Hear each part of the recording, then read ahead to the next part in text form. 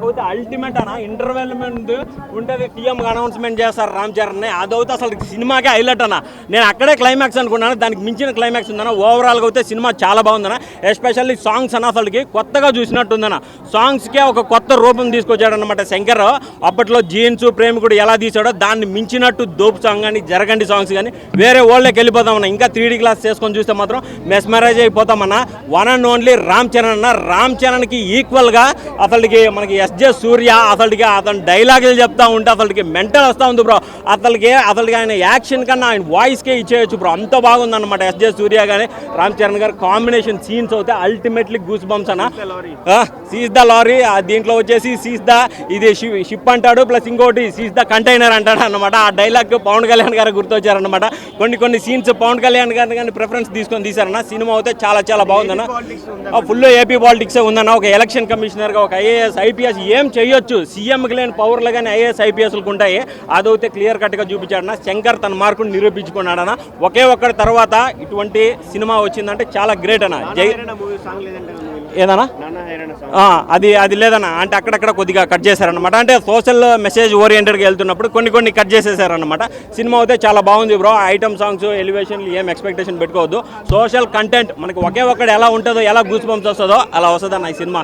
Climax అయితే అరాచకం bro. Thank you Ram Charan అన్న.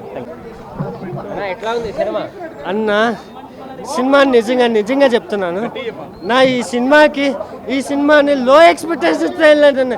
ఎందుకంటే ప్రీవియస్ శంకర్ ఫిలిమ్స్ చూసుకొని ఈ సినిమా కూడా ఇలాగే తీసింటాడేమో అని లో ఎక్స్పెక్టేషన్స్ వెళ్ళాను. ఫస్ట్ సీన్ ఎంటర్ అవగానే అర్థమైందన్న ఈ సినిమా ఏ లెవెల్లో బాక్స్ ఆఫీస్ హంటి చేస్తుందో. ఫస్ట్ ఇంట్రడక్షన్తోనే అర్థమైపోయింది. ఒక గుడ్ మెసేజ్ అన్న.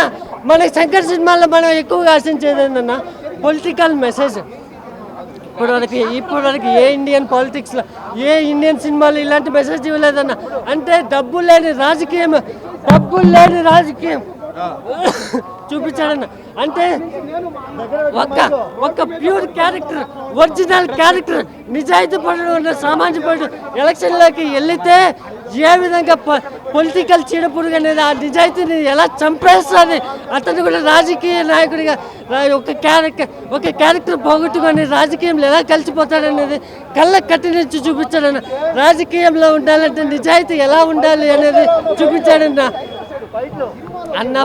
ఫస్ట్ ఫైట్ అయితే అసలు సీట్లో కూర్చోలేదన్న. ఇంటర్వెల్ ముందు వచ్చే సీన్స్ అయితే గూస్ బంప్స్ అన్న. అంటే ఇంటర్వెల్ ముందు వచ్చే 20 minutes అయితే నెవర్ సీన్ బిఫోర్ అన్న. ఆ విధమైన అంటే ఎవరు ఎక్స్పెక్ట్ చేయలేదు.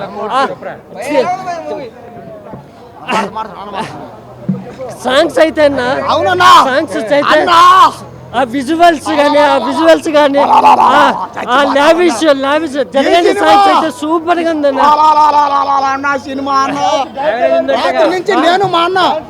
రాత్రి నుంచి నేను డ్యాన్స్ అయితే చిరంజీవి, పవన్ కళ్యాణ్, రామ్ చరణ్, అల్లు అర్జున్ అందరినీ ఒకే ఫ్రేమ్ లో చూసినట్టే ఉంది. అంటే ఎవరు డాన్స్ చేస్తారో అర్థం కాని పరిస్థితిలో ఉన్నారు జనాలు. ఒక సాంగ్ చూసి చిరంజీవి గుర్తొచ్చాడు, ఇంకో సాంగ్ చూసి పవన్ కళ్యాణ్ ఇంకో సాంగ్ చూసి అల్లు అర్జున్ గుర్తొచ్చాడు. అసలు ఎవరు సినిమా చూస్తున్నాం అర్థం కాలేదన్నా.